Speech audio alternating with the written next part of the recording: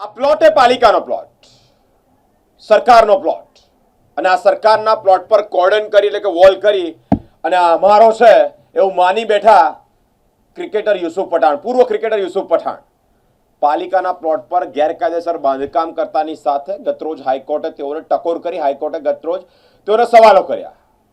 પાલિકાના અધિકારીનું નિવેદન સામે આવ્યું છે કે આખરી ચુકાદો આવશે પછી આ પ્લોટ પર કાર્યવાહી કરવામાં આવશે. હાલ યુસુફ પઠાણ, પૂર્વ ક્રિકેટર યુસુફ પઠાણની જે ચિંતા છે તેમાં વધારો થયો છે. એનું કારણ એ છે તેઓનું વડોદરામાં તાંદલજા વિસ્તારમાં એક મકાન, એક બંગલો, એક પ્લોટ પર, ત્યાં સરકારી પ્લોટ પર એટલે કે કોર્પોરેશનના પ્લોટ પર બાંધકામ કર્યું, વાળ બંધાવી.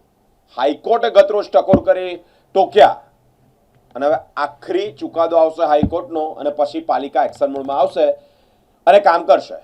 પાલિકાના અધિકારીનું આ અંતર્ગત નિવેદન સામે આવ્યું છે. પાલિકાના પ્લોટ પર ક્રિકેટર યુસુફ પઠાણ દ્વારા કબજો કરવામાં આવ્યો તે મામલે વધુ અપડેટ સામે આવ્યું છે. પાલિકાના અધિકારીએ નિવેદન આપ્યું છે કે હાઈકોર્ટની અંતિમ મુદત બાદ કાર્યવાહી કરવામાં આવશે. હાઈકોર્ટે આ મામલે યુસુફ પઠાણને સવાલો પણ કર્યા હતા. યુસુફ પઠાણના નિવાસસ્થાન પાસે પાલિકાના પ્લોટ પર દબાણ કરવામાં આવ્યું, કમ્પાઉન્ડ વોલ ઊભી કરી અને કબજો કરવામાં આવ્યો. પાલિકાની અને રાજ્ય સરકારની પરવાનગી વગર આ કબજો કરાયો છે. પાલિકાના અધિકારીએ જણાવ્યું કે થોડા દિવસોમાં આખરી મુદત હાઈકોર્ટમાં છે, જે બાદ પાલિકા કાર્યવાહી કરશે. વડોદરા મહાનગરપાલિકાના ટીપી સ્કીમ નંબર 22ના ફાઇનલ પ્લોટ નંબર 90 જે 978 ચોરસ મીટરનો આવેલો છે, તે તાંદલજા વિસ્તારમાં છે. જે થોડા વર્ષો અગાઉ ક્રિકેટર યુસુફ પઠાણ દ્વારા તેની માંગણી કરવામાં આવી હતી અને તેની ફાળવણી કરવા માટે આગળની થોડી કાર્યવાહી કરવામાં આવી હતી, પરંતુ સરકારશ્રી તરફથી કોઈ મંજૂરી મળેલ ન હતી, જેથી તે પ્લોટ એને ફાળવવામાં આવેલો નથી. એ પ્લોટ જે છે એમના હાલના રહેઠાણના એકદમ નજીકમાં આવેલો છે, જેના પર એણે કમ્પાઉન્ડ વોલ કરીને દબાણ કરેલું છે.